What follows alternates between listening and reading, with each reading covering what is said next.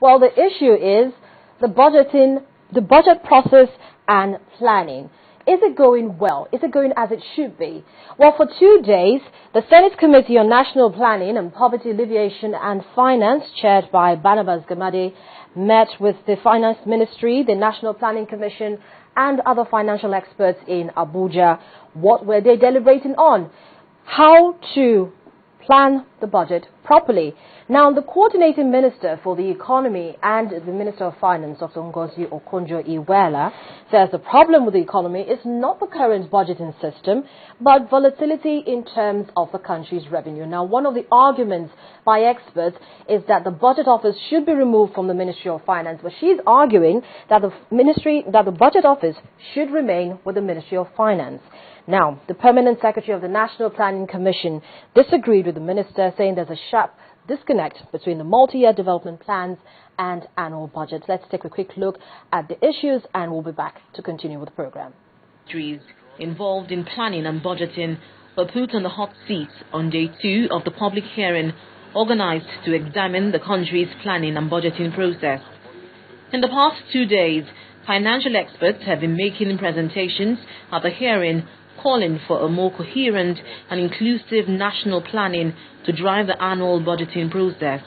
The Minister of Finance, Dr. Okonjo-Iweala, defended why budgets should be domiciled in the Ministry of Finance.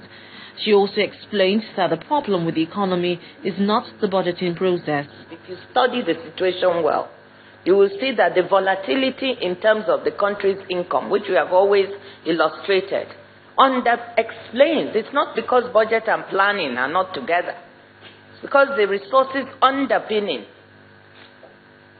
the implementation can fall short in 1 year simply because the oil price has fallen.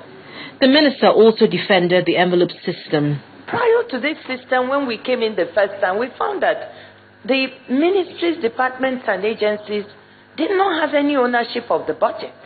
To make them have ownership and to tell us what are the key projects in each sector, that the envelope system was developed. They are given the envelope and they decide which projects within their sector should get the priority, which one should not, what is more important, what is not. But the Permanent Secretary, National Planning Commission, disagreed with the minister. He said there is a sharp disconnect between the multi-year development plans and the annual budget. What we have observed over the years is that there has not been a strong connection between the National Implementation Plan and the budget.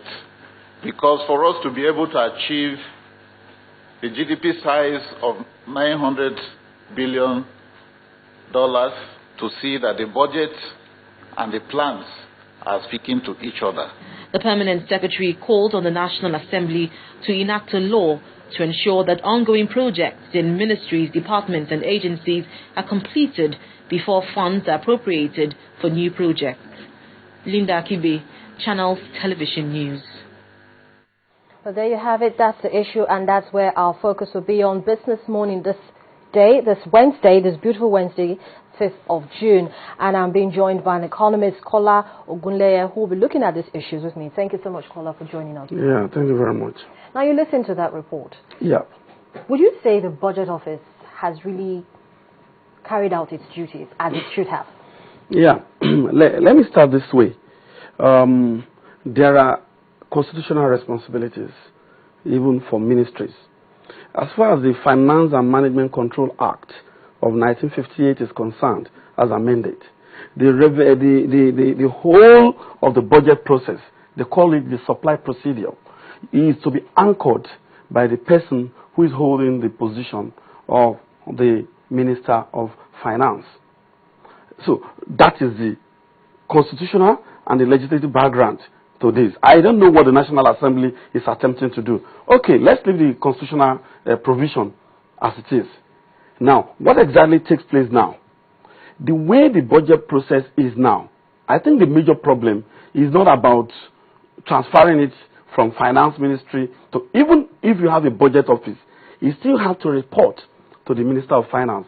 The Minister of Finance should be in a position to have a proper grasp of both the expenditure and the revenue profile of the country. Otherwise, what is finance? So if you now take the budgeting process, there are some jurisdictions, countries, where they have what is called a congressional budget office, an independent budget body that is attached to the National Assembly, to their legislature. And this body is as sufficiently independent as it should be. And it also has sufficient information, clout, and capacity. Because when you have that is the kind of body that I'm looking at now. A body that can give us information on the budget, even when you have a situation where the budget ministry is not performing well, when they say this is the way it should be. The Congressional Budget Office, for instance, in the United States is highly respected and is independent. We need that. But talking of dovetailing budgets into planning is like that of an organization. An organization has a strategic plan. So Nigeria has a development plan or a Vision 2020. What should normally happen is that there should be connection. There should be a kind of handshake between the budget department and the National Planning Office. But what the Senate committee is saying is that the Ministry of Finance is overloaded. And so because of economy, a situation where you take your budget ministry to the National Planning Commission, the National Planning Commission is a planning body. It plans for a period of time that is long enough for us to say, okay, we have a development plan model. So won't they be able to do the same thing with the budget? No, the budgets, you don't get the point is this. If you take your budget office to the planning commission, what you then have is that, how does the finance, because she has responsibility for doing quarterly report, monthly report, and all of that on the performance of the budget. Are you going to saddle the National Planning Commission with budgeting responsibilities? I don't think, if they make the law and they are cognizance of the provision of the Constitution, it will not even work, because the National Planning Commission is supposed to do something for the country. That is supposed to be the organization that plans for our long-term development. And when they plan for the long-term development, the budget itself should take a cue from the long-term development plan. If you have a Vision 2020, for instance, or you have a 5-year development plan, you have to make sure that when you do your budget, most of the projects that you have identified are connected with the budgeting process. I think that's the real problem. It is coordination problem that we seem to have. And it is ironic because we have a coordinating minister of economy who is supposed to have control, even over the national. If there is a National Planning Commission, they must have a way of handshaking with the Minister of Finance. Well, that seems to be a big problem these days. But let me just take you back to the fact that a member of the Senate who actually moved this motion, Olubunmi Adetumbi, he says that the role of the Budget Office and its functions should be reviewed because he believes that the federal government should return to the era of long and medium-term planning instead of the ad hoc annual planning which we have currently on ground. Is this going to make anything better? Yeah. For example, right in the Ministry of Finance at the moment, there's something called the Medium-Term Economic Framework, MTEF. That is to have a situation where you have a 3-year rolling plan, and that as you are doing the budget for if you have a plan for 3 years, when you finish the budget for this year, it rolls into the following year. I think the basic problem is coordination in a manner that will ensure that the annual budgeting system key into the National Development Plan agenda. I think that's the real challenge that they have. The National Planning Commission, as it is today, is saddled with the responsibility of long-term planning. But how does that long-term plan, vision this, vision that, how does it key? Don't forget also that because the horizon for long-term planning is longer, there are a lot of changes that can take place. So how do you take care of that? And that's why the Ministry of Finance is in charge of budget. There will always be an annual budget because there is a lot to that effect. Okay? The only thing you need to do is to have a long-term plan, kind of what the business organizations call strategic plan. When you have a strategic plan that defines your mission, your vision, and all of that, then you now have your budget, taking a cue from that, the annual budget. But you will see that if you have a scoreboard, like what recall that recently, Madam presented something called medium-term scorecard. Okay? We also need to have dashboards. Because that is what should happen between the Planning Commission and the Ministry of Finance in a way that will show that, okay, over a period of 1 year, this is how far we have gone in terms of budget performance, and in terms of our long-term plan, this is where we are. So if you have a situation where you have earmarked some projects over the next maybe 10 years, and you have a budget for this year, you must be able to show me what you have done this year and how that relates, because are there metrics for our national plans? Are there metrics? I mean, what are those criteria by which we will know that ourselves. We will get, okay, in the national plan, we are supposed, because I knew that when we were growing up, there is what is called third national development plan, fourth national development plan, fifth national development plan, and they will itemize there. At the end of year so, we must have accomplished our power project. The 2 roads, the axial roads must have been completed. The railway system must have been done. So you have this infrastructural plan contained in that national plan, as well as some other issues that are addressed there. Even in terms of cultural reorientation, what should we have done? So it's a big plan. That's the national plan. So you cannot marry the budget, because what exactly is the minister doing? If you have a minister of finance, what they're actually arguing is that the Ministry of Finance should concentrate more on treasury matters and leave the budgetary matters to the National Planning Commission. No, for example, 2 things have been done. There's a debt management office. There's a budget office. Shall we say, okay, fine.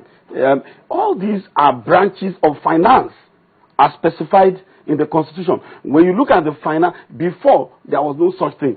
But over time, they created all these departments to the extent that some of them, you can have a budget office that is highly autonomous. Okay? But you will still have to report to the ministry. I don't think that's what actually the experts are arguing. What they are saying is that the ministry seems to be overloaded with its responsibilities and it's not helping in the proper budgetary process. And they feel that the National Population Commission and the Federal Characters Commission, they feel that they're not being involved enough in the planning process. Let's put the issue in proper perspective. What's a budget? A budget is a statement of revenue and expenditure. Who is in charge of revenue? Who ensures that the revenue that is coming into the country, finance, okay, spending the money. Where do you get authorizations and all of that? Finance. So I don't know the way they want to do, because when you discuss these things conceptually and you don't put it into a practical perspective, you may not be able to get it. Is something that is nice to hear. That, okay, take budget to planning. Let's have budget and planning office. Okay? But the fact of the matter is that the job of vision, whatever, the National Planning Commission is well cut out for it. But the annual budgeting cycle is to be managed by the Ministry of Finance. Anyway, the Treasury Office, the Budget Office, all of them are under finance. I am not going to say that we should not create a planning commission. Well, what I'm thinking, I think that the argument is that we should make sure that the planning commission, its responsibilities, and that of the budget office are properly coordinated. I guess that's what they're trying to say. That the Ministry of Finance should act as a supervisor of the budget office, but then every other matter as regards planning and the processing of the budget should be done with the National Planning Commission. What if we have a budget office that is autonomous? The debt management office today, headed by Nwankwo, is as autonomous as any debt management office can be.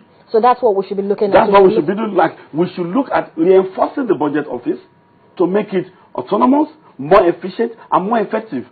And we should make them more responsible, more accountable. That's what we need to do. For instance, the Congressional Budget Office that exists in other jurisdictions is what I would highly recommend. The National Assembly itself should busy itself in creating a robust, budget office that is really independent.